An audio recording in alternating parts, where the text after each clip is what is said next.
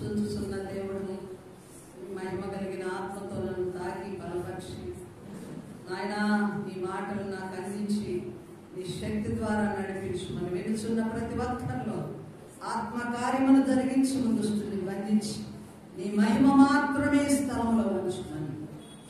సమస్త కార్యములు నీ చేతులకు అప్పగిస్తూ యేసు నామములో ప్రార్థిస్తున్నాము తండ్రి, ఆమేన్. దేవునికి స్తుతి కలుగును గాక. అంశము ఏమిటనగా దేవుని జ్ఞానయుక్తమైన సంకల్పము. దేవుని సంకల్పము అన్నది చాలా జ్ఞానంతో కూడింది. మనము ఎన్నో సంకల్పాలు కలిగి ఉంటాము, ఎన్నో ఆలోచనలు కలిగి ఉంటాం, తలపులు ఉద్దేశాలు కలిగి ఉంటాం. కానీ మన ఉద్దేశములు, మన సంకల్పాలు, మన నిర్ణయాలు కొన్ని మార్లు జ్ఞానంతో కూడినవి కాక అవి అన్ని సమయాల ముందు పనిచేయవు.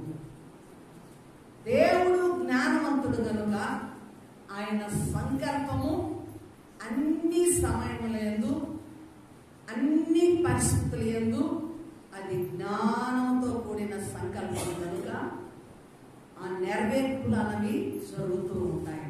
దేవునికి స్తోత్రములు కలుగునుగాక. ముందుగా మనం చదువుకున్న లేఖన భాగంలో చూసినట్లయితే రాజులు 2వ గ్రంథము 6వ అధ్యాయము 8వ వచనం. సిరియా రాజు ఇశ్రాయేలుతో యుద్ధము చేయవలెనని కోరి తన సేవకులతో ఆలోచన చేసి ఫలాని స్థలమందు మన దండుపేట ఉంచుమని చెప్పాను. అయితే ఆ దైవజనుడు ఇశ్రాయేలు రాజునకు వర్తమానము పంపి ఫలాని స్థలమునకు నీవు పోవద్దు, అచ్చటికి సిరియనులు వచ్చి దిగి ఉన్నారని తెలియజేసిన కనుక ఇశ్రాయేలు రాజు దైవజనుడు తనకు తెలిపి హెచ్చరిక చేసిన స్థలమునకు పంపి సంగతి తెలుసుకొని తన వారిని రక్షించుకొనెను. ఇలాగూ మాటి మాటికి జరుగుతూ వచ్చినందున. ఆమేన్, హల్లెలూయా. ఇక్కడ గమనిస్తే సిరియా రాజు ఇశ్రాయేలీయులతో యుద్ధానికి వెళ్ళడానికి సిద్ధపడ్డాడు. సిద్ధపడి తన దండును ఒక స్థలంలో ఉంచి ఆ స్థలంలోనికి ఇశ్రాయేలీయులను రమ్మని ఆహ్వానము పంపిస్తూ ఉన్నాడు. కానీ అంతఃపురంలో వీరి ఆలోచనలన్నీ కూడా ఎవరి ఆలోచనలు? సిరియా రాజు యొక్క సైన్యము, రాజు యొక్క ఆలోచనలన్నీ ఎవరికి తెలియజేయబడుతున్నాయి అంటే ఎలీషా ప్రవక్త గారికి దేవుడు తెలియచేస్తూ ఉన్నాడు. ఎలీషా ప్రవక్త గారికి దేవుడు తెలియచేస్తూ ఉన్నాడు. ఇదిగో సిరియా రాజు పుత్రమని ఉన్నాడు. ఆయన ఆలోచన ప్రకారము ఇశ్రాయేలు యొక్క సైన్యాన్ని, దండును అక్కడికి పంపించినట్లయితే ఖచ్చితంగా ఇశ్రాయేలు ప్రజలకు అపాయము, ముప్పు కలుగును. కాబట్టి తన ప్రజలను రక్షించుకోవడానికి, ఎవరిని రక్షించుకోవడానికి? దేవుడు తన ప్రజలను రక్షించుకోవడానికి ఏ రాజు వశములో తన ప్రజలు ఉన్నారో ఆ రాజునకు హెచ్చరికలు తెలియచేయడానికి ఎవరిని వాడుకున్నాడంటే దైవజనుడైన ఎలీషా ప్రవక్త గారి. మాటి మాటికి అంతఃపురంలోని ఆలోచనలన్నీ ఎవరికి వస్తున్నాయి? తెలియజేయబడుతున్నాయి. ఎవరికి? ఎలీషా ప్రవక్త గారికి. అయితే అక్కడ సిరియా రాజుకి తన సైన్యానికి అనుమానం వచ్చేసింది. మనం ఎక్కడో అంతఃపురంలో ఉన్నాము, ఇశ్రాయేలు సైన్యం మీద, ఆ దండు మీద విజయం పొందుకోవడానికి ఇక్కడ మనం ఆలోచనలు చేస్తున్నాం. అయితే మన ప్రతి ఆలోచన ఈ స్థలంలో అంతఃపురంలో జరిగే ఆలోచన అంతా కూడా ఇశ్రాయేలుకు తెలియజేయబడుతుంది. రాజు వద్దకు ఈ సమాచారం వెళుతుంది అనగా మనలోనూ ఎవడో మనకు పగవాడు ఉన్నాడు. ఇక్కడ ఉన్న సమాచారం అంతా వారికి తెలియజేస్తున్నాడు. ఎవడు ఏమిటని రాజు ప్రశ్నించాడు. అప్పుడు వారిలో ఉన్నటువంటి ఒక వ్యక్తి ఏమన్నాడంటే, అయ్యా, మనలో జరిగిన పొరపాటు కాదు, వారికి ఒక దైవజనుడు ఉన్నాడు, ఆ ప్రవక్తకు దేవుడే తెలియ చేస్తున్నాడు. మనము జరిగించే ఆలోచనలన్నీ కూడా ప్రవక్త గారికి తెలియ చేయబడుతున్నాయి అన్నప్పుడు ఇక్కడ ప్రవక్తను తీసుకొని రండి. ఎక్కడున్నాడు ఆ ప్రవక్త అంటే దోతాను ప్రాంతంలో ఉన్నాడు. ఇక్కడ మనం గమనిస్తే చూడండి 14వ వచనము పైన 12వ వచనం చదవమ్మా. 12వ వచనం, రాజువైన నా ఏలినవాడా, ఇశ్రాయేలు రాజు పక్షమున ఎవరునూ లేరు గాని ఇశ్రాయేలులోనున్న ప్రవక్తయగు ఎలీషా మీ అంతఃపురమందు మీరు అనుకొనిన మాటలు ఇశ్రాయేలు రాజునకు తెలియచేయుననెను. అందుకు రాజు మేము మనుషులను పంపి అతనిని తెప్పించినట్లు నీవు వెళ్ళి అతడు చోటు చూచిరము అని సెలవీగా అతడు దోతానులో ఉన్నాడని వర్తమానము వచ్చెను. కాబట్టి రాజు అతడికి గుర్రములను రథములను గొప్ప సైన్యమును పంపెను. వారు రాత్రి వేళ వచ్చి నలు దిశలను పట్టణమును చుట్టుకొనగా దైవజనుడైన అతని పనివాడు పెందల కడ లేచి బయటికి వచ్చినప్పుడు గుర్రములను రథములను గల సైన్యము పట్టణము చుట్టుకొని ఉండుట కనపడెను. చూడండి, ఇక్కడ గమనిస్తే ఎలీషా గారిని తీసుకొని రావడానికి ఎవరిని పంపారు? ఇక్కడ సిరియా రాజు సైన్యంతో గొప్ప సైన్యం బయలుదేరింది ఒక్క వ్యక్తిని తీసుకొని రావడానికి. ఏమండి, ఒక వ్యక్తి దేవుని ప్రవక్తను తీసుకొని రావడానికి ఎంతమంది పోయారంట? గొప్ప సైన్యము, గుర్రములు రథములు పోయి ఆ పట్టణాన్నంతా చుట్టుకొని ఉన్నాయి. అయితే పనివాడు ఉదయమనే లేచి చూడగా ఏం జరిగింది అక్కడ? వారి చుట్టూ ఎలీషా ప్రవక్త గారు ఉన్న చుట్టూ కూడా ఏమున్నాయి? గుర్రములు రథములు ఉన్నాయి. పనివాడు చూసి, అయ్యా, మన చుట్టూ గుర్రములు రథములు ఉన్నాయి, అయితే మనము ఏమి చేయాలా అని ప్రశ్నించినప్పుడు ఎలీషా గారు ప్రార్థన చేశారు. ఏమని ప్రార్థన చేశాడు?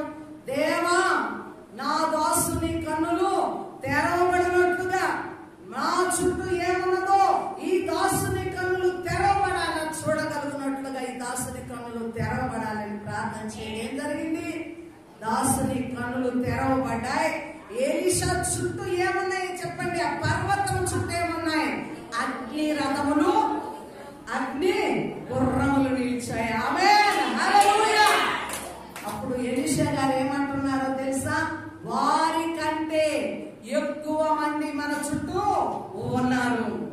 చూడండి, ఇశ్రాయేలు సైన్యం మీదకి రావాల్సి దైవజనులను తీసుకొని వెళ్ళడానికి, ప్రవక్తను ఒక్కరిని తీసుకొని పోవడానికి సామాన్య రథములు గుర్రములు వచ్చాయి. అయితే దేవుడు పంపించిన రథములు గుర్రములు దేనితో కూడినవిగా ఉన్నాయి? అగ్నితో కూడినవిగా ఉన్నాయి. ఆమేన్, హల్లెలూయా. అగ్ని రథములు, అగ్ని గుర్రములు ఎవరి చుట్టూ ఉన్నాయి? ఎలీషా ప్రవక్త చుట్టూ ఉన్నాయి. హల్లెలూయా. అంటే ఇప్పుడు మనం చూడాలి, దేవుని జ్ఞానము గొప్పదా, మనుషుని జ్ఞానము గొప్పదా? దేవుని జ్ఞానము గొప్పది. ఎందుకు దేవుని జ్ఞానము గొప్పదంటే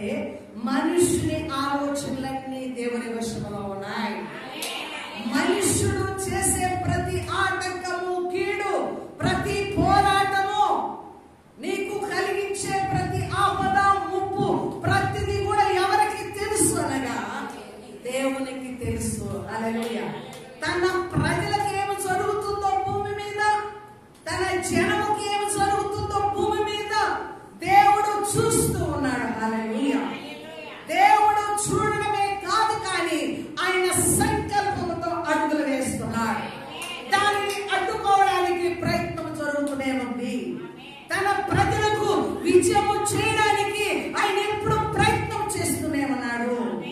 హల్లెలూయా. ఆయన ఎప్పుడు నిఘా పెట్టినే ఉంచుతున్నాడు. హల్లెలూయా. ఆయన కను దృష్టి నుంచి ఏ వ్యక్తి కూడా తప్పించబడట్లేదు అన్నది మనం గ్రహించుకోవాలి. ఆమేన్. హల్లెలూయా. వారి సైన్యము కంటే మన సైన్యము ఎక్కువ మంది, వారి సైన్యము కంటే మన సైన్యము బలమైనది, శక్తితో కూడినది, అగ్నితో కూడినది అని ఎలీషా ప్రవక్తగా చూపించారు. దేవునికి స్తోత్రములు కలుగుగాక. హల్లెలూయా. కాబట్టి కింద వచనం చూద్దాం. 18వ వచనం. ఆ గండు వారు అతనిని సమీపించినప్పుడు ఈ జనులను అంధత్వముతో మొత్తమని యెహోవాను వేడుకొనగా ఆయన ఎలీషా ప్రార్థన చొప్పున వారిని అంధత్వముతో చెప్పాలి మొత్తెను. దేవునికి స్తోత్రము కలుగుగాక. హల్లెలూయా.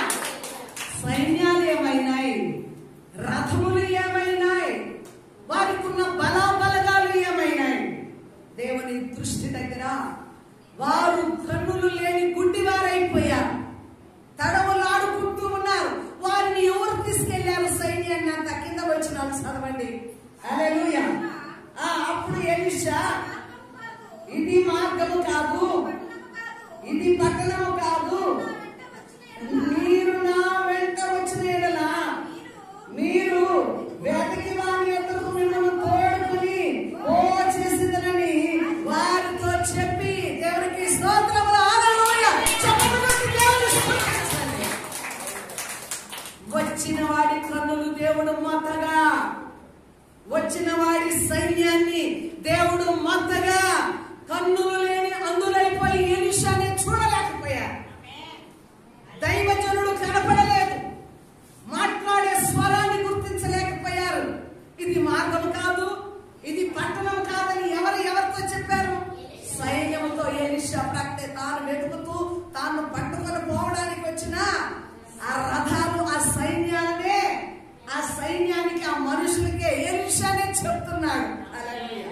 అంటే వారు ఎక్కడున్నారో తెలియలేదు, ఏ వ్యక్తితో మాట్లాడుతున్నారో తెలియలేదు, వారు ఎవరిని కలుసుకోవడానికి వచ్చారో ఆ వ్యక్తే నిలబడిన ఆ వ్యక్తిని ఏమీ చేయలేని మౌన స్థితిలో ఉండిపోయారు. అంటే దేవుని యొక్క జ్ఞానం ఎంత గొప్పది. ఆమేన్. హల్లెలూయా. ఇక్కడ దైవ సంకల్పము దేవుని శక్తిని నిరూపించడానికి, వారిని గుడ్డివారిగా చేయాలన్న ఆలోచన కాదు, కానీ దేవుని యొక్క మహాశక్తిని తెలియచేయడానికి వారి కన్నులను మొత్తమని, గుడ్డితనము కలుగు చేయమని ఎలీషా గారు ప్రార్థన చేశారు. ఆమేన్. హల్లెలూయా. హల్లెలూయా. కాబట్టి ఇక్కడ గమనిస్తే శత్రువు వేసే పన్నాగాల నుండి, శత్రువుని చుట్టూ వేసే ముట్టడి నుంచి నిన్ను తప్పించగలిగిన వాడు నీ దేవుడు. ఆమేన్. హల్లెలూయా. అందుకే మనం ప్రార్థనలో ప్రార్థన చేస్తాం. ఏమని? శత్రువు ఒక దారిన వచ్చిన వాడు 7 దారులు మలుగుగాక. హల్లెలూయా. ఇక్కడ మళ్ళీ అవకాశం కూడా లేదు. వారు తిరిగి ఒక దారి పట్టుకొని పారిపోయే అవకాశం కూడా లేదు. అంటే కన్నులు గుడ్డితనం అయిపోయాయి, ఎటు పోవాలో తెలియలేదు. వారిని ఎవరు తీసుకుని వెళ్ళారు? ఎలీషా ప్రవక్తే. చదవాల మాటలు చదవాలా? హల్లెలూయా. మీరు నా వెంట వచ్చిన యెడల మీరు వెతుకు వారి యొద్దకు మిమ్మల్ని తీసుకుపోదరని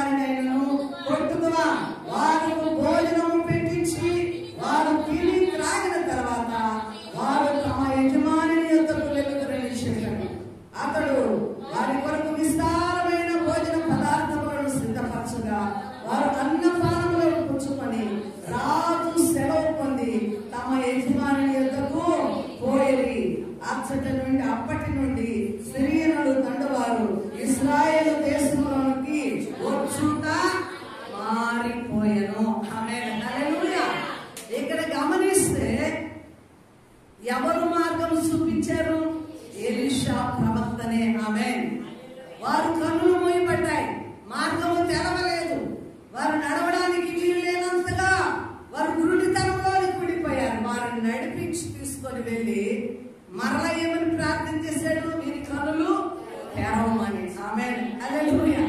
హాని చేయవచ్చు, శత్రువు దొరికినప్పుడు హాని చేయవచ్చు, కానీ దేవుని యొక్క నీతిని బట్టి దేవుడు మాట్లాడగా ఏం చేశాడు? వారికి భోజనం పెట్టి వారు తిని తృప్తి పొందిన తర్వాత వారి దేశానికి వారిని వెల్లడించారు. దేవునికి స్తోత్రములు కలుగును గాక.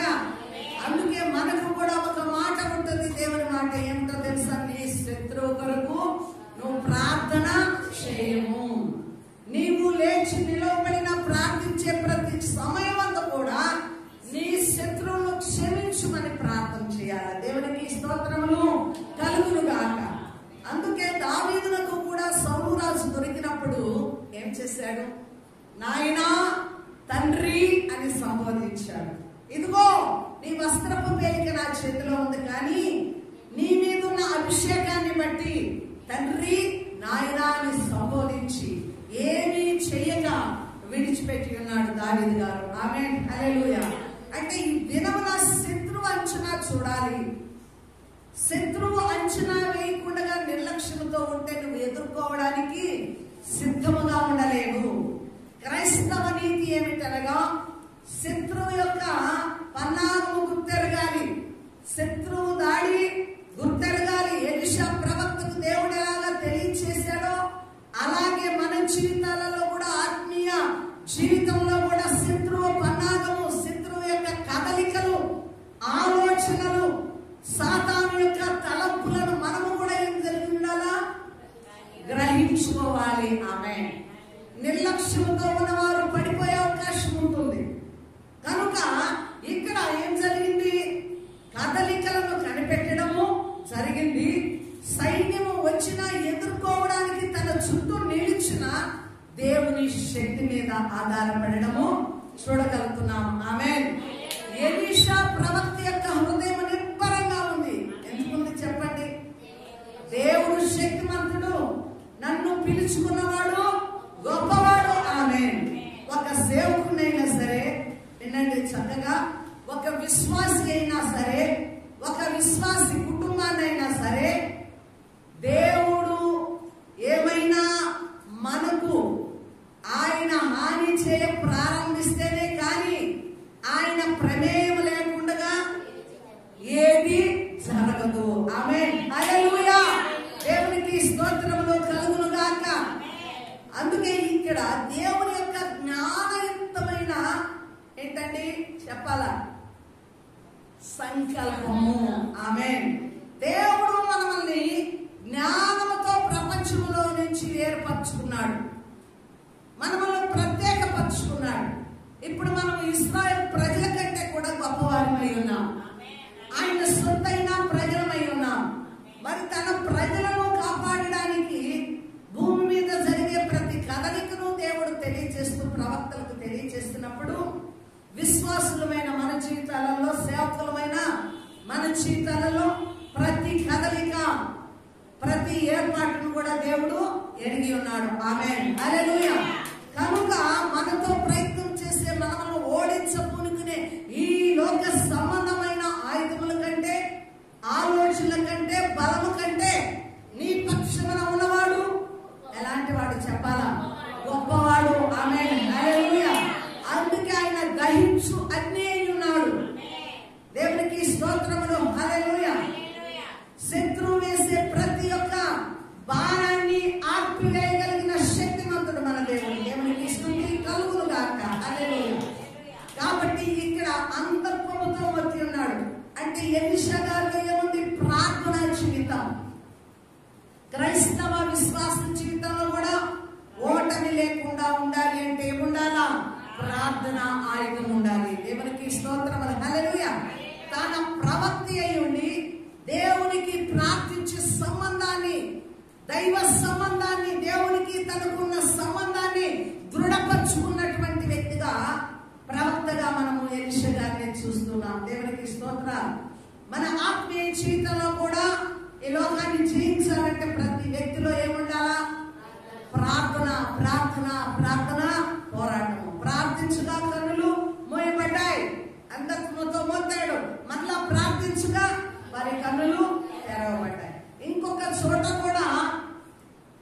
దేవుని ప్రజల మీదకి ఇలాగే రాగా అంధత్వముతో పొందాడు దేవుడు. వారికి కన్ను కనపడక వారు వెనకకు మళ్ళిన వారుగా ఉన్నారు. ఎక్కడ ఏ సందర్భంలో చెప్పగలరా మీరు?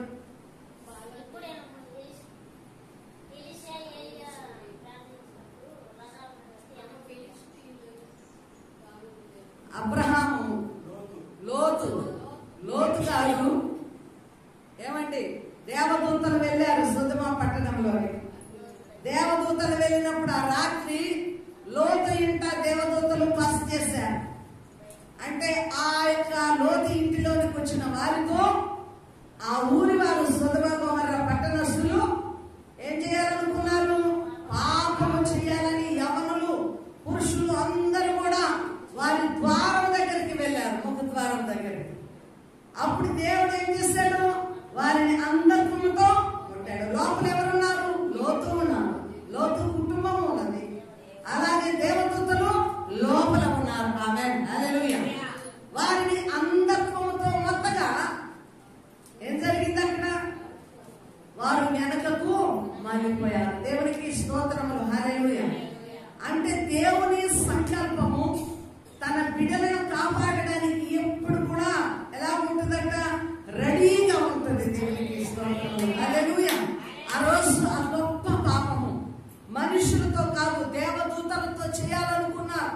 ఒకవేళ అవకాశము కలిగి చేసినట్లయితే భయంకరమైన తీర్పులోనికి వారు వెళ్ళవలసి ఉన్నది. కానీ దేవుడు ఏం చేశాడు?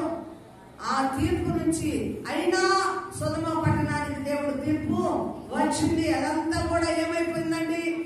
అగ్ని గంధకములతో కాల్చి వేయబడింది. నేటికి కూడా దాని నిర్మాణం అన్నది లేనే లేదు. ఈ రోజు అది దృష్టాంతముగా కనబడుచు ఉన్నది తీర్పు నందిన పట్టణం వలె. అంటే ఇంకా మనము గమనించండి, అపొస్తలుల కార్యము 13వ అధ్యాయము 10-11 వచనాలు. అపొస్తలుల కార్యము 13వ అధ్యాయము. అతన్ని తేరి చూచి సమస్త కపటముతోను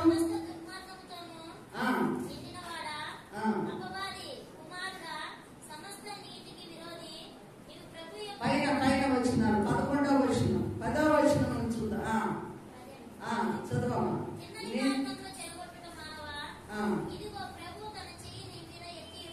ప్రభువు తన చెయ్యి నీ మీద ఎత్తి ఉన్నాడు. నీవు కొంతకాలము గురుడివాడవై సూర్యుని చూడుకుందవని చెప్పాను. వెంటనే మబ్బును చీకటియు అతని కమ్మిన గనుక అతడు తిరుగుచు ఎవరైనా చెయ్యి పట్టుకొని నడిపించురాని వేదపుస్తూ ఉండెను. ఇక్కడ గమనిస్తే దేవుని యొక్క తిన్నని మార్గాన్ని సత్యాన్ని చెడగొట్టడానికి అడ్డు వచ్చిన వ్యక్తిని మరి ఇక్కడ దైవజనులు ప్రకటించగా ఏం జరిగిందో తెలుసా? అతని కనులు అంధత్వముతో మొత్తబడ్డాయి. ఆమేన్, హల్లెలూయా. సూర్యుని చూడకుండా గురుడితనంలోనికి వెళ్ళిపోయారు. అంటే దేవుడు అధికారమును ఎవరికి ఇచ్చారు? దేవుని ప్రవక్తలకు ఇచ్చాడు. దేవునికి స్తోత్రములు కలుగును గాక, హల్లెలూయా. నీవు అనుకుంటున్నావేమో ఈ సమస్య నేను ఎలాగ దాటగలను, ఈ పరిస్థితి నేను ఎలాగ దాటగలను, ఇందులో నేను ఎలాగ విజయము పొందుకుందనని కుమిలిపోతూ కృంగిపోతూ నిరాశ నిస్పృహలో ఉన్నావేమో. అయితే దేవుడు నీ పక్షమున ఉన్నాడు. హల్లెలూయా. నువ్వు ఎదుర్కొనే ప్రతి సమస్యకు కూడా దేవుడు ద్వారములు తెరిచే ఉంటాడు. దేవునికి స్తోత్రాలు. అన్ని ద్వారములు మూయబడిన నీ కొరకు ఒక ద్వారము తెరవబడే ఉంటుంది. ఆమేన్, హల్లెలూయా. దేవునికి స్తోత్రాలు. అది ఏ మార్గము అనగా దేవుడు తెరిచిన మార్గము. దేవునికి స్తోత్రాలు. నిన్ను అడ్డుకుంటున్న ప్రతి వారికి కూడా దేవుడు ఏం చేస్తాడు? వారి మన్ను వారికి తినిపించగలిగిన వాడు. వారు చేసిన క్రియలకు వారే పతనమైపోతారు. వారు తవ్వుకున్న గుంతలో వారే పడినట్లుగా చేయవాడు నీ దేవుడు. ఆమేన్, హల్లెలూయా. ఈ రోజు పూర్ణ విశ్వాసం ఎవరికి ఉండాలి? విశ్వాసులకు ఉండాలి. హల్లెలూయా. నేను నమ్మిన దేవుడు బలవంతుడైన దేవుడు, ఎల్ల వేళలా నన్ను కాపాడగలిగిన వాడు. ఆమేన్, హల్లెలూయా. నా మీద దృష్టి నిలిపి నాకు జరుగుతున్న ప్రతి సమస్యను చూస్తున్న దేవుడు. హల్లెలూయా. నా మీదకి వచ్చే శత్రు దాడి అయితేనేమి, అలాగే అపవాది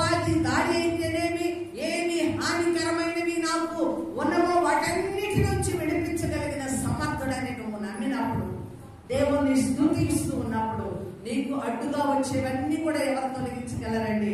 ఆ మహాదేవుడు. దేవునికి స్తుతి కలుగును గాక. హల్లెలూయా. ఇంకా మనం గమనిస్తే 2వ దినవృత్తాంతముల గ్రంథము 32వ అధ్యాయము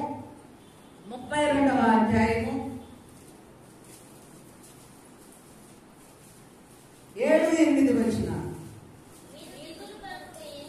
మొదట 1-2 వచనాలు చదువుతాం.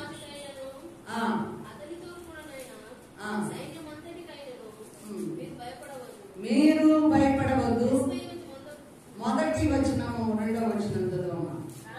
రాజు ఇంటి నమ్మకమైన చర్య చూపిన తర్వాత అశ్షూరు రాజైన సన్హెరీబు వచ్చి యోనా దేశములో చొరబడి ప్రాకారముల ఎదుట దిగి వాటిని లోబర్చుకొన చూచెను.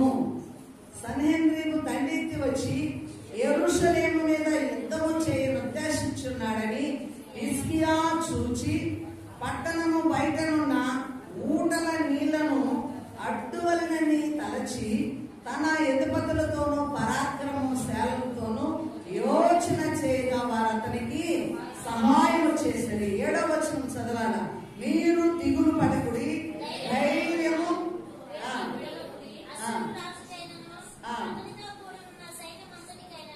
మీరు భయపడవద్దు, విస్మయం పొందొద్దు. అతనికి కలిగి ఉన్న సహాయము కంటే ఎక్కువ సహాయము మనకు కలుగును. మాంస సంబంధమైన బాహువే అతనికి అండ. మనకు సహాయము చేయుటకును మన యుద్ధములను జరిగించుటకును మన దేవుడైన యెహోవా మనకు తోడుగా ఉన్నాడు. ఆమేన్. హల్లెలూయా. ఇక్కడ చూడండి, రాజు గారికి ఏముందట? విశ్వాసము ఉన్నది. హిజ్కియా రాజు గారికి తన పైకి దండెత్తే రాజు ఎటువంటి వాడైనా సరే, వారి బలగములు ఎటువంటివైనా సరే, వారు వచ్చేది ఎలాంటి దేహములతో వస్తున్నారు? మాంస సంబంధమైన దేహములతో వారు వస్తున్నారు. అయితే మన పక్షమున ఉన్నవాడు ఎవరండి?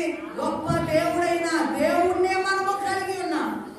మనతో యుద్ధము చేయవాడు, మన శత్రువుతో యుద్ధము చేయవాడు ఎవరనగా మహాదేవుడు, గొప్ప దేవుడు, బలవంతుడైన దేవుని సహాయంతో మనం వెళుతున్నాము.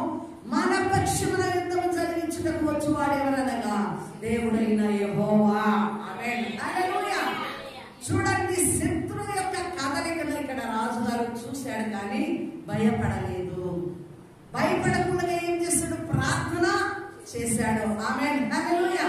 ప్రార్థన చేయటమే కాకుండా వారు ప్రాకారములను దాటి వెళ్ళి వారి దేశాన్ని మనం స్వతంత్రించుకున్నాం అన్నప్పుడు ఆ పై వచనాలలో మనం చూద్దాము. 4-5 అధ్యాయాలలో మరి గోడలను ఎత్తు చేశాడట, ప్రాకారములను గట్టిగా కట్టించాడు. ఎందుకని? శత్రువు లోపలికి ప్రవేశించకుండా జాగ్రత్త పడ్డాడు. తన సైన్యాన్ని అంతటిని కూడా ఏం చేశాడు? అలర్ట్ చేశాడు. దేవునికి స్తుతి కలుగును గాక. హల్లెలూయా.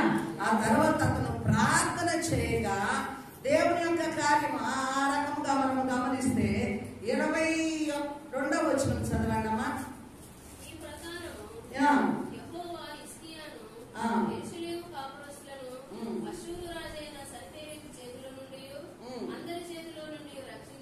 రక్షించి అన్ని వైపులను వారిని కాపాడినందున అనేకులు యెరూషలేములో యెహోవాకు అర్పణలను యూదా రాజైన హిజ్కియాకు కానుకలను తెచ్చి ఇచ్చిరి. అందువలన అతడు అప్పటి నుండి సకల జనముల దృష్టికి ఘనత నొందిన వాడయ్యను. ఎవరండి? హిజ్కియా రాజు. ఎందుకు ఘనత నొందాడు? ఘనత రావడానికి కారణం ఏమిటంటే శత్రువులను జయించడానికి. శత్రువులను జయించడానికి మూలం ఏమిటి అనగా హిజ్కియా గారు ప్రార్థన చేశారు. ఒకసారి మనము 20వ వచనం కూడా చదవండి అమ్మా. రాజైన హిజ్కియాను, ఆమోసు కుమారుడైన యెషయాను ప్రవక్తను ఇందును గురించి ప్రార్థించి ఆకాశము తట్టు చూచి మొర్ర పెట్టగా, మళ్ళా చదువుతూ ఏం చేశారు? మీరు వచ్చే ఆపదను, శత్రువును ఎదుర్కొన్నారంటే ఏం చేశారు? యెషయా ప్రవక్త, హిజ్కియా ప్రవక్త ఏం చేశారు? ఆకాశము తట్టు యెహోవాను చూచి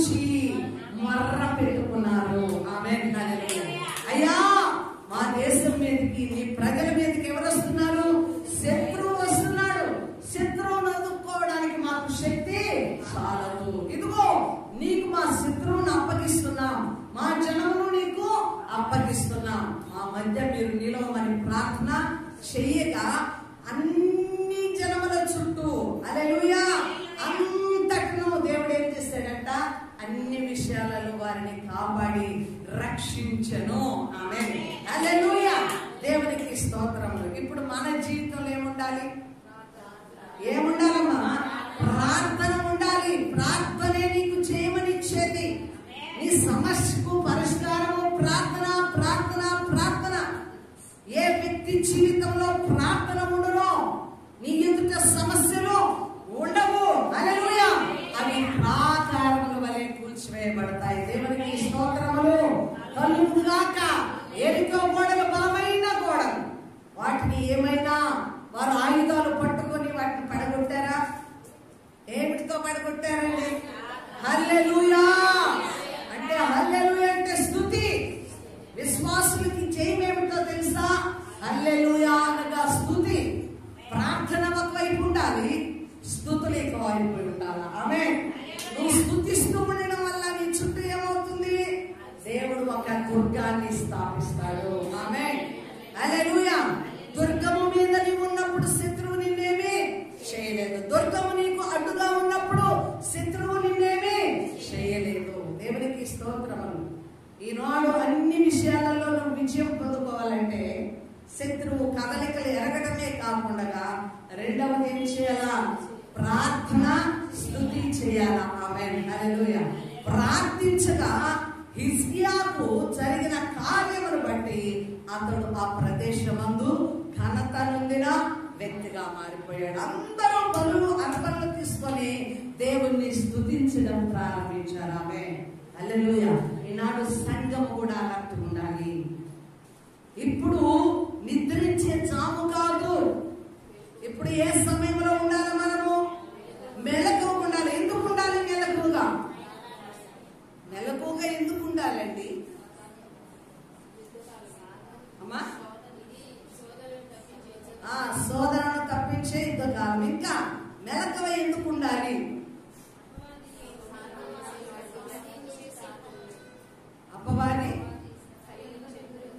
అపవాది కదా ఇక కొంచెం సమయం అంటే అపవాది దేశం మీద దాడి చేసి ప్రజలను లోపరుచుకోవటానికి, విశ్వాసులైన వారిని కూడా పడగొట్టడానికి ఎంత సమయం ఉంది? కొంచెం సమయం ఉంది. అంటే ఏంటి? ప్రభు రాకడ సమీపమై ఉంది. కొంచెం సమయంలో ఏమో జరుగుతుంది? మరెక్కువ పని ఉంటుంది. ఆమేన్. ఏమంటే మీరు ఎక్కడికైనా ట్రైన్కి వెళ్ళాలనుకుంటారనుకోండి, ట్రైన్ కొంచెం సమయం ఉంది అన్నప్పుడు ఏం చేస్తావు? నువ్వు నెమ్మదిగా వెళ్తావా? వేగంగా వెళ్తావా? వేగంగా పని చూసుకొని వేగంగా ట్రైన్ చేరడానికి వేగం ఎక్కువ అవుతుంది. కొంచెము సమయం ఉంటే వేగము ఎక్కువ, దాని పని ఎక్కువ, దాని ఆలోచనలు ఎక్కువ, ఇంకా అలర్ట్ గా ఉంటుంది సాతాను. కాబట్టి ఇప్పుడు మనం ఎందుకు మెలకువగలిగి ఉండాలంటే, సాతానుకు సమయము కొంచెము, దాని మెలకువ ఎక్కువ, దాని కార్యాలు ఎక్కువ. ఒక్కొక్కరిని పట్టి గాలించే స్థితి, పడగొట్టే స్థితి, విశ్వాసులుగా ఉన్న వారిని కూడా జల్లించే స్థితి. ఇక వెళ్ళాలా, దేవుని స్తుతించాలా, దేవుని నమ్ముకోవాలనుకున్న వారికి కూడా ఆటంకాలు కలిగించేది అంతా కూడా ఎవరు అంటే భూ సంబంధమైన సాతాను. కాబట్టి మనం కూడా ఇప్పుడు ఎక్కువగా ఎలా ఉండాలా? ప్రార్థనలో ఉండాలి. ప్రార్థన ద్వారా మనము జయము పొందుకోవాలి. నువ్వు ప్రార్థన చేస్తే నీ పక్షాన సైన్యము నిలబడుతుంది. దేవునికి స్తోత్రములు. హల్లెలూయా. ఇంకా మనము గమనిస్తే చూడండి, కీర్తనలు 18వ అధ్యాయము 17వ వచనం త్వరగా చదవాలండి, సమయం లేదు మనకు. కీర్తన 18, 17వ వచనం. బలవంతుడకు నాకంటే బలిష్ఠులై ఉండగా వారి వశము నుండి ఆయన నన్ను రక్షించను. ఆపత్కాలమందు వారు నా మీదకి రాగా యెహోవా నన్ను ఆదుకొనెను. విశాలమైన స్థలములకు ఆయన నన్ను తోడుకొని వచ్చును. నేను ఆయన ఇష్టమును కనుక ఆయన నన్ను తప్పించను. ఆమేన్. చెప్పండి. దేవునికి స్తోత్రం.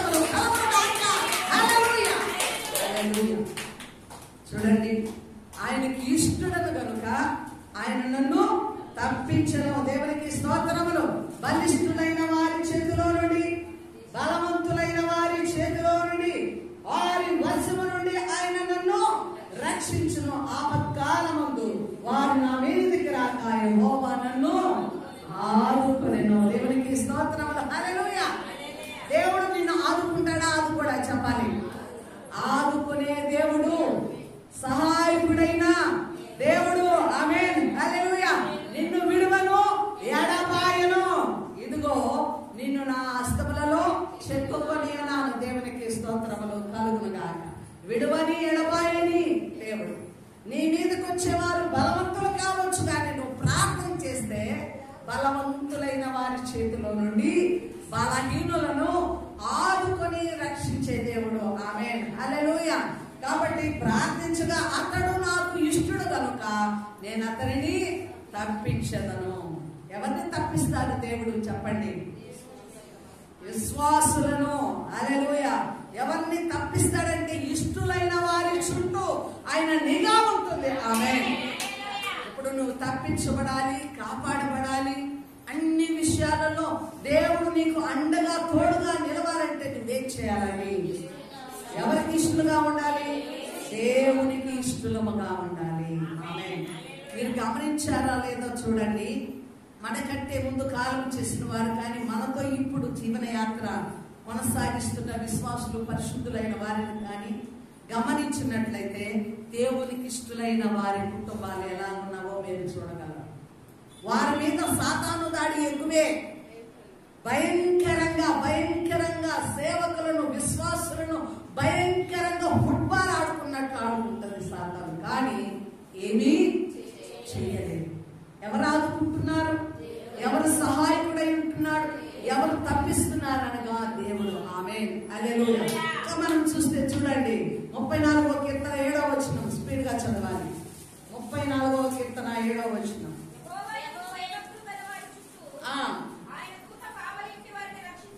ఆయన దూత కావలి ఉండి వారిని రక్షించును. దేవునికి స్తోత్రములు. హల్లెలూయా. ఎవరుంటారంట? యెహోవా యందు భయభక్తులు గల వారి చుట్టూ ఎవరుంటారు? ఎవరు రక్షించేది? ఎవరు? దూతలు. ఆమేన్, హల్లెలూయా.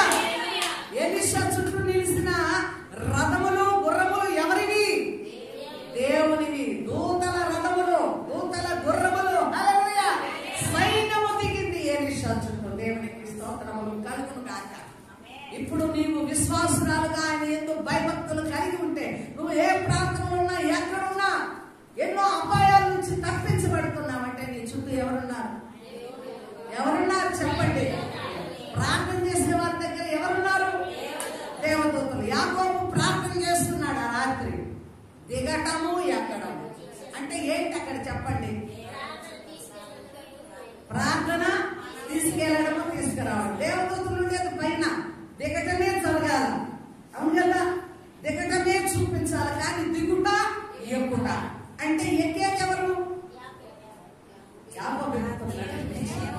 ఎక్కేదెవరు? దేవదూతలు. అంటే ప్రార్థన తీసుకొని వెళ్ళేవారు ఎక్కుతున్నారు, మరల జవాబు తెచ్చేవారు దిగుతున్నారు. అంటే భూమి మీద ఎవరున్నారు చెప్పండి? మనుషులే ఉన్నారా? దేవదూతలు కూడా ఉన్నారు. ఆమేన్, హల్లెలూయా.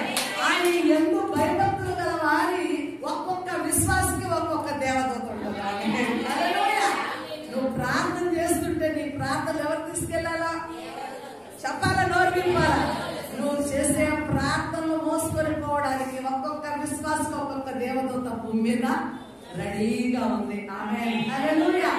మరలా పరలోకం నుండి సందేశాలు తీసుకుని రావడానికి ఒక దేవత రెడీ ఉంది. కాబట్టి భయభక్తులు గల వారి చుట్టూ ఆయన దూతలు కావలి ఉంటారు. ఆమేన్. నీ చుట్టూ కావలి కాసేది ఎవరు? ఎలీషా ప్రవక్తకే కదా మా చుట్టూ ఉంటారంటే అది రహస్యము. ఆమేన్, హల్లెలూయా. నేను అబద్ధం చెప్పను. ఒకరోజు ప్రార్థనా స్థలంలోనే ఉన్నాను. ఉదయకాల ప్రార్థనలో కూర్చున్నాను చర్చిలో. అయితే కుర్చీలో కూర్చున్న నా కళ్ళు తిరిగిపోతున్నాయి. పడిపోతానేమో, చచ్చిపోతానేమో అన్న భయం వచ్చేసింది. అసలు ఏంటి నిద్రవద్దో నాకు తెలియలేదు. ఎప్పుడు నేను సన్నిధానంలో అట్లా నిద్రపోను. నా ప్రక్కన వాళ్ళు ఎవరైనా నిద్రపోతున్నారని చూస్తే వారు కూడా నిద్రపోలేదు. పెన్ను కాగితం పెట్టి రాసుకుంటున్నారు వాక్య సందేశం వీళ్ళు. అయితే నా ముందుకు సర్పం వచ్చి ఆడటం నేను చూస్తూ ఉన్నా. నా కళ్ళు తిరిగిపోతున్నాయి. ఆ పక్క ఈ పక్క హ్యాండ్స్ పట్టుకొని గట్టిగా కూర్చున్నాను. కానీ మరలా కళ్ళు తిరుగుతున్నాయి. పడిపోతానేమన్నా భయం వస్తుంది. అంత విత్ ఇన్ 1 సెకండ్ లోనే నాకు జరగడం ప్రారంభించింది. అయితే నా ప్రక్క నిజం చెప్తున్నాను. ఒక ఆయన ఉన్నాడు, ఒంటి మీద గుడ్డలేమిలేవో, ఒక గట్టిలాగా నడుముకు కట్టుకొని నున్నగా బాడీ ఉంది, ఎత్తైన వ్యక్తి. అతని చేతిలో నుండి ఖడ్గము నా కుడి ప్రక్కన, నా ఎడమ ప్రక్కన కాదు, ఎక్కడ నా కుడి ప్రక్కన నేను కూర్చున్నా, నా ప్రక్కన కుడి ప్రక్క నుంచి ఆయుధం లేపాడు. అలాగే ఖడ్గం నేను చూస్తున్నా, ఆ వ్యక్తిని నేను చూస్తున్నా. దట్టి మనం మందపాటి టవల్ కట్టుకుంటాం కదా, అలాగా వాడి మాత్రం ఉన్నగా ఉంది, మెరుస్తా ఉంది. ఆ వ్యక్తి ఇట్లా ఖడ్గం ఎత్తాడు. విత్ ఇన్ 1 సెకండ్ లోనే నా కళ్ళు మామూలు అయిపోయినాయి. ఆ సర్పం ఆడడం పోయేసింది. వెంటనే చురుకుదనం వచ్చేసింది. ఏంటి చెప్పండి? అపవాది దాడి జరిగింది. నా అబద్ధము కాదు, ఇది నిజము. కానీ దేవదూత నా ప్రక్కన ఉండి దానిని చేయించాడు. ఆమేన్, హల్లెలూయా. దేవునికి స్తోత్రాలు. నేనే కాదు బిడ్డ, విశ్వాసంలో ఉన్న ప్రతి బిడ్డ చుట్టూ కావలి దూతలు ఉంటారు, కాపుదల కాస్తూ ఉంటారు. నీకు కూడా అనేక మార్లు ఆ ప్రత్యక్షతను చూస్తుంటావు, అనుభవాన్ని చూస్తుంటావు. ఒకవేళ నీకు కనిపెట్టే బయలుపరిచే ఆ దర్శనం లేకపోయి ఉండొచ్చు, కానీ దేవుడు తప్పించిన విధానం మాత్రము ప్రతి ఒక్కరికి ఆయా సందర్భాలలో కీడుల నుంచి, అపాయాల నుంచి, చిక్కుల మీద నుంచి, శత్రువు వేసే కుట్రల నుంచి, భయంకరమైన శోధం నుంచి, ఉచ్చులో నుంచి నువ్వు తప్పించబడ్డావంటే నీ నీతి కాదు, నీ భక్తి కాదు. హల్లెలూయా. దేవుని కనికరము. హల్లెలూయా. ఆయన బిడ్డల కాపాడుకునే నైజం, లక్షణం ఎవరిలో ఉందంటే యేసులో ఉంది. హల్లెలూయా. అందుకే ఆయన కృపను మనం పొందుకోవాలి. దేవునికి స్తుతి కలుగునుగా. ఇంకా చూద్దాం, స్పీడ్ గా చదవాలి. కీర్తనలు 55వ కీర్తన 16వ వచనం. కీర్తనలు 55:16.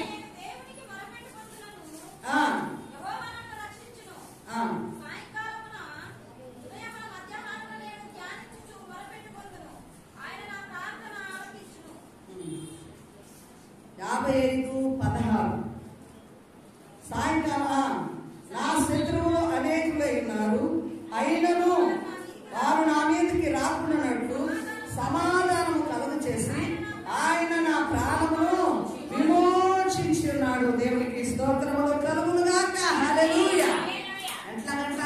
నా శత్రువులు అనేకులై ఉన్నారు, ఆయన నేను ఉదయము సాయంకాలం ఏం చేస్తున్నాడు? మొరపెట్టుకుంటున్నాను. కాబట్టి నేను శత్రువుతో సమాధానపడినట్లుగా అనేకులై ఉన్న శత్రువులను ఏం చేస్తున్నాడు? సమాధానపరుస్తున్నాడు. సమాధానపరిచేది ఏమిటి? ప్రార్థన. ఎప్పుడు ప్రార్థన? ఉదయ సాయంకాలాలు ప్రార్థన చేసే గుణము విశ్వాసంలో ఉండాలి. ఆమేన్. ఎవరైతే ఉదయము సాయంత్రము ఎల్లప్పుడూ నీ హృదయాన్ని ఎవరు ముయ్యలేరు. నువ్వు ఏ పని చేసుకుంటున్నా శుద్ధి చేసుకోవచ్చు, ఏ పని చేసుకుంటున్నా ప్రభు అనుకోవచ్చు. నీ ఆత్మతో ఎవరికి అడ్డుకునేవారు ఉండరు. ఆమేన్, హల్లెలూయా. ఎల్లప్పుడూ స్తుతి చేయవారు, ఎల్లప్పుడూ ప్రార్థన చేయవారి పక్షాన దేవుడు ఉంటాడు. ఆమేన్, హల్లెలూయా. శత్రువును ఏం చేస్తాడంట చెప్పాలా? ఇంకా మనం గమనిస్తే సమాధానపరిచే దేవుడు. 68:17 గొప్ప వచనం ఇది. చదవాల. 68:17. దేవుని రథములు సహస్రములు, సహస్ర సహస్రములు. ప్రభు ఎక్కడున్నాడంట? రథముల మధ్య ఉన్నాడు. సహస్ర సహస్రముల మధ్య ఆయన ఉన్నాడు. హల్లెలూయా. సీనాయి పర్వతమైనట్టు ఆ కొండ పరిశుద్ధమాయను. నీవు ఆరోహణమైతివి, పట్టబడిన వారిని వెంట పెట్టుకొని పోతివి, మనుషుల చేత నీవు కానుకలు తీసుకొని పోవచ్చున్నావు. హల్లెలూయా. దేవునికి స్తోత్రములు కలుగును గాక. దేవుని రథములు ఎలాగంట? సహస్ర సహస్ర. ప్రభువు వాటిలో ఉన్నాడు. అంటే పరలోకములు ఏమున్నాయి చెప్పండి? రథములు ఉన్నాయి, గుర్రములు ఉన్నాయి. హల్లెలూయా. అది సహస్ర సహస్రాలుగా చాలా సైన్యముగా ఉన్నాయి. దేవునికి స్తోత్రం. అందుకే ఏలియా పరమనకు ఎత్తబడినప్పుడు ఏమొచ్చినాయి? ఏ రథం వచ్చింది? అగ్ని రథములు, అగ్ని గుర్రములు వచ్చాయి. హల్లెలూయా. ఆకాశమునకు దేని మీద ఆయన మేఘాల నుండి వెళ్ళిపోయాడనగా అగ్ని రథముల మీద అగ్ని. ఎక్కడి నుంచి వచ్చినాయి అవి? ఏలియాను తీసుకుపోవడానికి ఆకాశములు. అంటే పరలోకములు ఏమున్నాయి? అగ్ని రథములు, అగ్ని. అవి ఎక్కడికి వచ్చాయి? ఎలిషా చుట్టూ నిలిచాయి. అవి ఎక్కడికి వచ్చాయి? భక్తుడైన ఏలియాను తీసుకొని పోవడానికి వచ్చాయి భూమి మీదకి. ఆమేన్, హల్లెలూయా. ఆ రథముల మీద ఆకాశములో ఎవరు కొనుక్కోబడ్డాడు? భక్తుడు. అంటే పరలోకములో ఎవరి కొరకు ఉన్నాయి రథములు గుర్రములు? విశ్వాసుల కొరకు. ఆమేన్, హల్లెలూయా. నీ మీదకి వచ్చే శత్రువును దానిని ఎదుర్కోవడానికి అక్కడ ఏం జరుగుతుందో తెలుసా? ప్రభు సైన్యాన్ని సిద్ధపరుచుకున్నాడు. దేవదూతలు అంటే మనం ఏమనుకుంటామంటే దేవుని గణపరచడానికే అనుకుంటాం. ప్రభువా, దేవదూతలు ఆల్రెడీ నిన్ను గణపరుస్తున్నారు, అయితే మానవమైన మేము ఎంతటి వారము, మా ఘనత ఏ పాటిదని మనం అనుకుంటామంటే దేవదూతలు కేవలం పరిశుద్ధుడు పరిశుద్ధుడని మానక ప్రభువును గణపరచడానికే కాదు, నీకు ఆపద వచ్చినప్పుడు భూమి మీద విశ్వాసులను కాపాడని కూడా దేవదూతలు పరలోకంలో ఉన్నారు.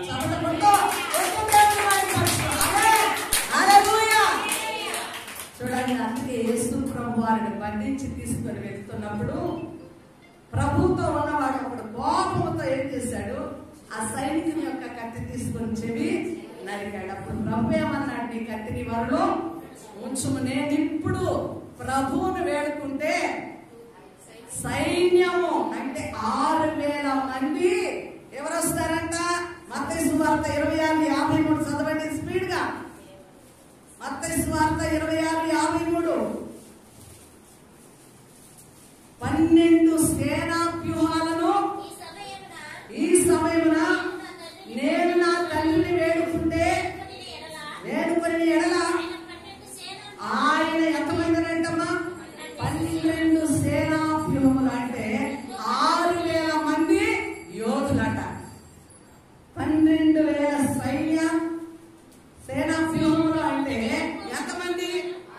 6,000 మంది యోధుల్ని ఎక్కడి నుంచి పంపిస్తాడు? యెహోవా దేవుడు ఎక్కడి నుంచి పంపిస్తాడు? పరలోకం. అంటే యోధులు అన్నవారు ఉన్నారు. ఆమేన్, హల్లెలూయా. దేవునికి స్తోత్రములు. నీకు విజయం కలిగించడానికి, నిన్ను కాపాడడానికి, అపవాది చేతి నుండి తప్పించడానికి, ఈ భూ సంబంధమైన శత్రువు చేతుల నుండి తప్పించడానికి నీ పక్షాన ఎవరున్నారు? రెడీగా ఎవరున్నారు? చెప్పండి. యోధులు ఉన్నారు, యోధులు ఉన్నారు. ఆమేన్, హల్లెలూయా. అయితే నేను వేడుకుంటే 6,000 మంది యోధులు ఎవరికి వస్తారంటే యేసు ప్రభువును రక్షించడం. కానీ నేను నా ప్రాణాన్ని అర్పించడానికే వచ్చున్నాను. ఆమేన్. తన కుమారుడైన యేసునకు పంపించడానికి 6,000 మంది యోధులు రెడీగా ఉంటే ఆ కుమారుని రక్తంతో కడగబడిన ఆయన సంఘమైన ఆయన కుమారుడు కుమార్తెను రక్షించుకోవడానికి ఇంకెన్ని వేల దూతలు నీ కోసం దేవుడు సిద్ధపరచున్నాడు. ఆమేన్. అందుకే నీవు భయపడవద్దు, నీవు అధైర్య పడవద్దు, నీవు విస్మయ పొందవద్దు. నీ మీదకి వచ్చేవారు అనేకులు కావచ్చు, బలమైన వారు కావచ్చు, నీకు హాని కలిగించువారు, నిన్ను బాధ పెట్టువారు కావచ్చు, కానీ నీ పక్షమున నిలిచిన వాడు యెహోవా నా పక్షమున ఉండగా నాకు విరోధి ఎవడు? ఆమేన్, హల్లెలూయా. అంటే ఇప్పుడు నీ పక్షమున ఉండవలసిన వాడు ఎవరు? నోరు విప్పారా? ఎవరున్నారు నీ పక్షాన? యెహోవా నీ పక్షమున ఉండాలంటే నువ్వేం చేయాలి? ప్రార్థన చేయాలి, మానక స్తుతులు అందించాలి, దేవుని వైపు ఆకాశము తట్టు నీ కన్నులు ఎత్తాలి. మానవ సంబంధమైన వనరులను ఆశించకూడదు, మానవ సంబంధమైన సహాయాన్ని నువ్వు కోరుకోకూడదు, మానవ సంబంధమైన బలగాలను నువ్వు చూసుకోకూడదు. ఆమేన్.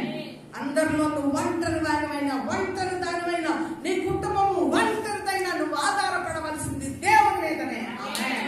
ఆయన శక్తి మీదనే. ఆమేన్. ఆయన నీ కొరకు దేవదూతలను సిద్ధపరిచి ఉంటాడు. దేవదూతలు ఎల్లప్పుడూ అలర్ట్ ఉంటారు నేను కాయుటకు. ఆమేన్, హల్లెలూయా. దేవునికి రథములున్నాయి, సైన్యం ఉంది, గుర్రములున్నాయి. హల్లెలూయా. యుద్ధానికి సిద్ధముగా తన ప్రజలను కాపాడుకోవడానికి గొప్ప సైన్యమే పరలోకములో ఆయన సిద్ధపరచుకున్నాడు. దేవదూతలు ఉన్నారు నీ పక్షమున. ప్రతి దినము నీ ప్రార్థన ఆలకించే దేవుడు నీకు సపోర్ట్ గా రక్షించడానికి, నిన్ను కాపాడడానికి ఒక దేవదూతను నీ కొరకు నియమించున్నాడు. ఆమేన్. ఎప్పుడైనా ఆలోచన చేస్తున్నావా? హల్లెలూయా.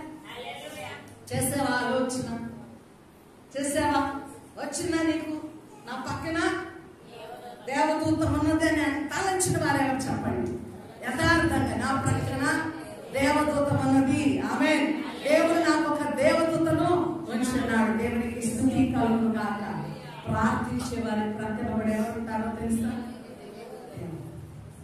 అదే వారు ఉంటారు కనుకనే మన ప్రార్థన బలమైన ప్రార్థనగా వస్తుంది. ఆమె ఒక్కొక్కరు మరటి వారు అసలు దేవుని నామాన్నే గుర్తెక్కని వారు, ఒక్కొక్కరు ప్రభువుని తెలుసుకొని వారు కూడా దేవుని స్థలంలోకి వచ్చినప్పుడు వారు నోరు బలముగా విస్తారముగా పని చేయడం, బలవంతుడైన దేవుని స్తుతించడం జరుగుతుంది. ఎలాగా చెప్పండి? పరిశుద్ధాత్మ వారిని దేవదూత కూడా నిలిచి ఉంటుంది, అంత రహస్యంగా ఉంటుంది. ఇప్పుడు నేను ఇక్కడ ప్రకటిస్తున్నానంటే నా ప్రక్కన ఎవరున్నారు? దేవుని దూత నన్ను బలపరుస్తుంది, దేవుని శక్తిని ఆయన నాకు ఇస్తున్నాడు. అందుకే పౌలు గారు అంటాడు కదా, నా ప్రక్కన దూత నిలిచి నన్నెల్లప్పుడూ ఏమిస్తున్నాడంటే అపొస్తలుల కార్యాలు చదివారు, బలపరుస్తూ ఉన్నాడు. ఆమేన్, హల్లెలూయా, హల్లెలూయా. మన ప్రక్కన దేవదూత ఉంది. ఆమేన్. ఎక్కడికి వెళ్ళినా, ఏ సందర్భమైనా, ఎంత రోగమైనా, ఎంత అపాయమైన, ఎంత సమస్యలో ఉన్నాను తలచవలసింది ఏమిటో ప్రార్థన. నా ప్రక్కన దేవదూత ఉన్నది. హల్లెలూయా. నా సపోర్టు దేవుడు, నా సపోర్టు నా పక్షాన్ని నిలిచిన దేవదూత. దేవునికి స్తుతి కలుగును గాక. హల్లెలూయా. అందుకే గమనిస్తే హెబ్రీయులకు రాసిన పత్రిక 1వ అధ్యాయము 14వ వచనం. హెబ్రీ పత్రిక 1వ అధ్యాయం 14వ వచనం. మీరందరూ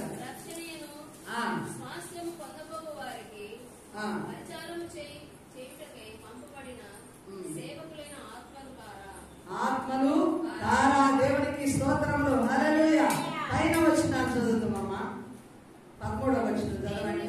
నేను నీ శత్రువులను నీ పాదములకు పాదపీఠముగా చేయవరకు నా కుడిపార్శ్వమున కూర్చున్నాను అని దూతలలో ఎవరి కూర్చేయను ఎప్పుడైనా చెప్పిన వీరందరూ రక్షణ స్వాస్థ్యము పొందబో వారికి పరిచారము చేయుటకై పంపబడిన సేవకులైన ఆత్మలు కారా.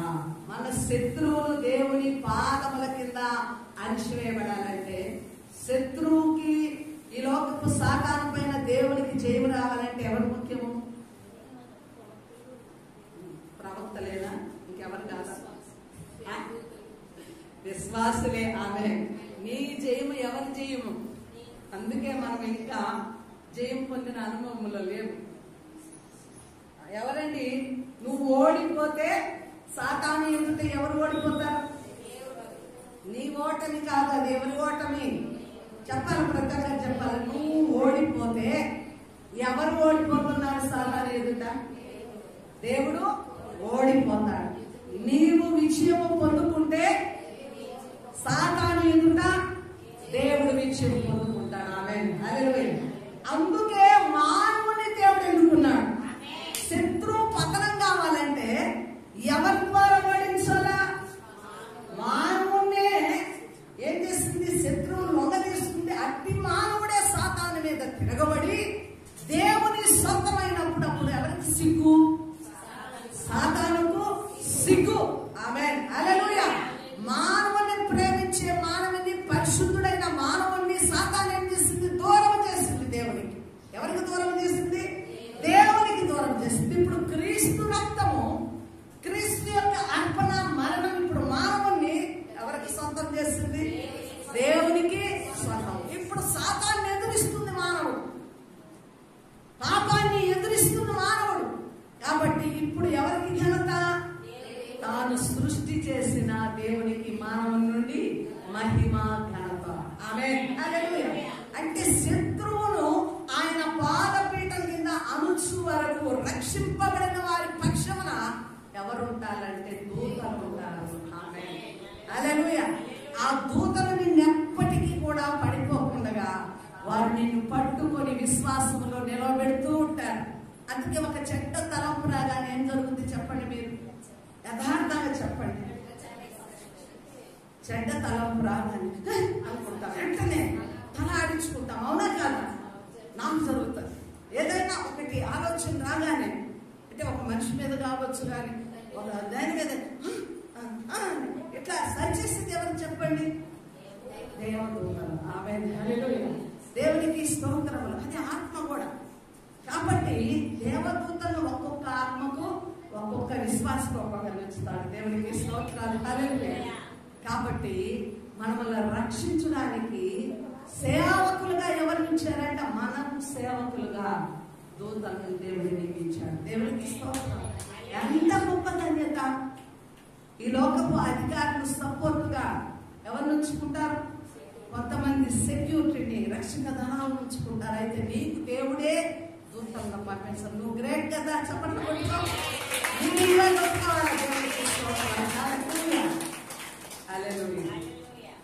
చూడండి, అందరి యోధులు ఉన్న ఇందిరాగాంధీ గారు చుట్టూ సపోర్ట్ ఉన్నారు, కానీ వేయబడిన పూలదండలోనే బాంబే. అంటే ఏంటి చెప్పండి? రక్షించుటకు మానవ హస్తములు పనికిరావు. ఎవరు? దేవుని హస్తముతో నిలవాలా. అంటే తల్లిగారిని తప్పు పట్టడం కాదు, ద్రోహులైన వారు హాని కలిగించారు, కానీ దాని దేవుని కృప విశ్వాస సంబంధమైన వారి పక్షాన ఎలాంటి సందర్భంలోనైనా కానీ చెప్పండి, హానికరంగా తుపాకీ పెట్టి నువ్వు సువార్తను ప్రకటిస్తావా, ఆపేస్తావంటే నువ్వు కాల్చుకో, నేను ప్రకటిస్తాను అన్న వారు నిలిచిన వాళ్ళు ఉన్నారు. కాల్చిపోయే టయానికి ఆ వ్యక్తి చేతులు గడగడ వణికిపోవడం, వారే మోకాళ్ళు నిన్ను నేను కాల్చలేను అన్నవారు. అంత అద్భుతకరుడు మన దేవుడు. ఈరోజు వాక్యం విన్న మనం ప్రతి ఒక్కరం కూడా ఆయన శక్తి సామర్థ్యం ఎరగాలండి. ఆమేన్. ఆయన శక్తి సామర్థ్యం ఎల్లవేళలా నిన్ను కాపాడును. దిట్టపక్షులు ఈ పక్షాన దేవదూతలు నిల్చున్నారు. హల్లెలూయా. ఒక్కొక్క కుటుంబ పక్షాన దేవదూతలు నిలిచే ఉన్నారు. దేవునికి స్తుతి కలుగును గాక. హల్లెలూయా. దేవునికి మహిమ కలుగును గాక. తరం వచ్చుదాం, ప్రార్థన చేసుకున్నారు. మహిమ కలిగిన దేవానికి స్తోత్రం. కృపాసక్తి సంపూర్ణమైన తండ్రి నీకు స్తోత్రాలు. ఉన్నతమైన దేవానికి స్తోత్రాలు. ఏ దేవుని మమ్మల్ని బలపరచునకు నాయన, మా భయము, మా కలవరము, మా ఆందోళన సమస్తాన్ని నీ చేతులకు అప్పగిస్తున్నాం. యేసు నీ రక్తంతో మమ్మల్ని కడగండి.